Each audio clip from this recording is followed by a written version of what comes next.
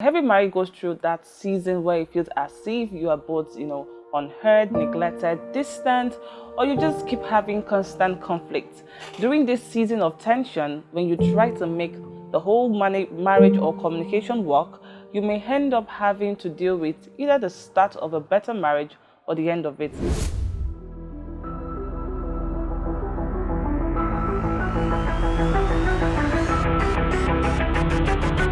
Let's talk about 5 ways to thrive during a difficult season in your marriage. My name is Nikefolagbade and I'm a family life coach and counselor. So let's look at 5 ways to handle this season. The first thing to do is to identify the cause or the nature of the patterns in your marriage. In this period, you need to step back a bit to really ask yourself what is really going on between us. Our advice that you document and just journal down those problems you've noticed. Is it anger? Is it miscommunication? Is it the both of you just requesting for different things? Or maybe lack of attention, lack of attraction, lack of intimacy, whatever the patterns may be, write them down so that you can easily understand what the issues are. Second thing is to discover the triggers of your patterns. So there are things that may have been causing both of you to clash. Are you fighting over roles or expectation? Is it a confrontation that causes both of you to argue? Is it blame or criticism? You need to understand the trigger that is powering that pattern itself. When you do that, it will help you to manage that trigger very well and be able to find an alternate way to resolve that issue. The third thing you want to do is to approach the issues with wisdom. In this moment, I need you to prayerfully consider the issues that are causing the problems. Now, you either want to spend some time with God and just ask Him to open your eyes to the hidden issues that might just be causing these problems. Maybe there are things that your spouse thinks, or something they experienced while growing up, or poor modeling, or a traumatic experience that could be triggering them to react the way that they do.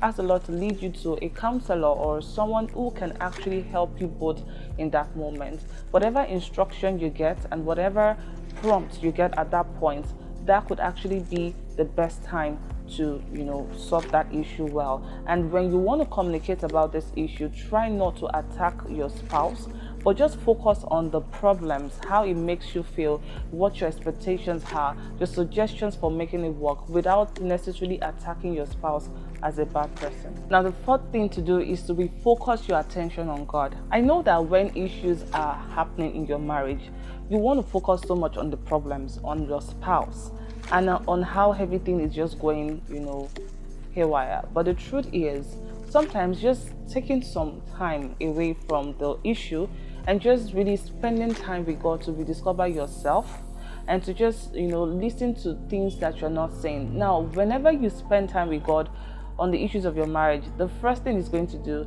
is to actually work on you. Working on you might sound like a partial thing to do because you think that your spouse is the major problem, but there might just be, things in your life, in your past that needs to also be resolved.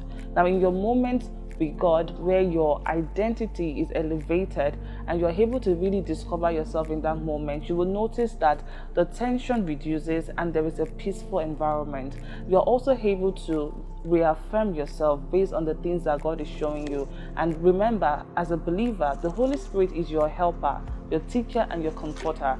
He is always there to guide you on a daily basis. You don't have to struggle around trying to make your marriage work. He can always point you out to things that you're not even seeing, and even things that your spouse may not be communicating to you well. The fifth thing to do is to experience emotional closure. Now, during conflict in marriage, couples are not able to move on from the issues because you want to talk about them. You want to feel heard, you want to feel validated, and it is very painful when you're trying to talk to your spouse about the issues in your marriage and they just keep shutting you down. This can make you really feel cheated, can make you feel discouraged, but I want to let you know that if you spend time to really look into the issue well, you may discover that your spouse or even yourself had a dysfunctional upbringing that is maybe tampering with the way issues are viewed in the marriage. Both of you probably have the wrong mindset, the wrong posture, a personality clash that you need to resolve, and sometimes just disassociating the behaviors from who your spouse is can make you see things clearly. And that is why I enjoy spending time with the Holy Spirit, because it has a way of just comforting me and just making me see the bigger picture of issues, even when I am going through certain things in my marriage. This helps me to heal and to just be emotionally stable while I engage other forms of resources. I hope that these 5 points will help you in this season whenever you need to, implement what I've said in your marriage. If you need more help, you can also get my book, Untold Secret Direct Marriages, and get onto my website, nikefolagbade.com. Tell me what you think in the comment section.